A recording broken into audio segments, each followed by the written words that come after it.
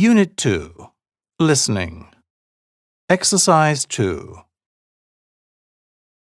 With me in the studio today is Martin Miller, a psychologist and author of the book Being Assertive When No is Positive. Hello, Martin. Good afternoon. My first question has to do with the title of your book. How can a negative be positive? It can be when saying no is the right thing to do. Learning to say no can give you freedom, relieve stress, and earn you the respect you deserve. Let's take things from the beginning for the benefit of our listeners. Your book is about being assertive. How would you define assertiveness?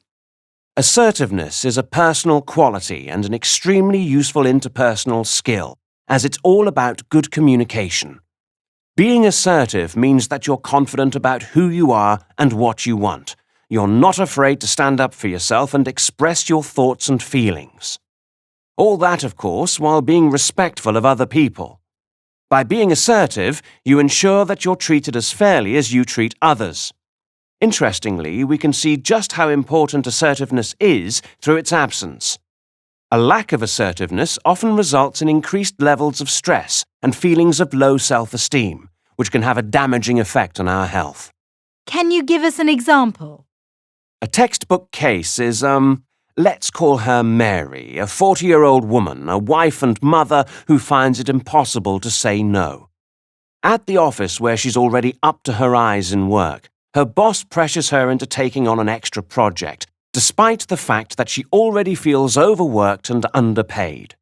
At the same time, Mary is expected to run a home, take her 2 kids from one after-school activity to another, while her husband relaxes or watches the football on TV.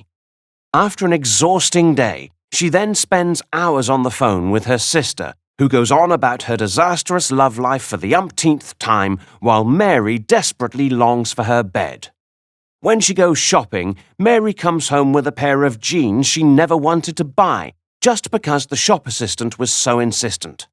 At the restaurant she hasn't chosen, she will eat a steak which is not as she has ordered it because she hates making a fuss. Wow, that's a pretty miserable existence, isn't it? Exactly. By bottling up her feelings, Mary believes she comes across as caring and easygoing.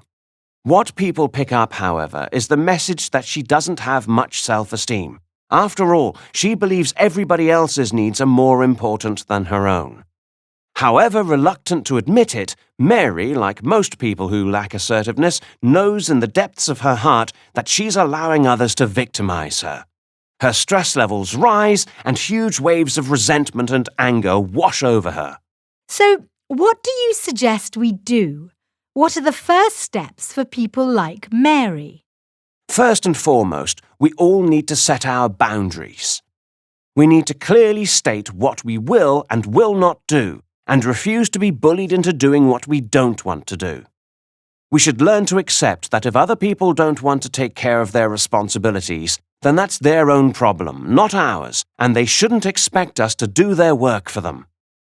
Where we feel we're burdened with more than our fair share, we have the right to expect some backup. The bottom line is that we should be honest and direct, first with ourselves and then with others.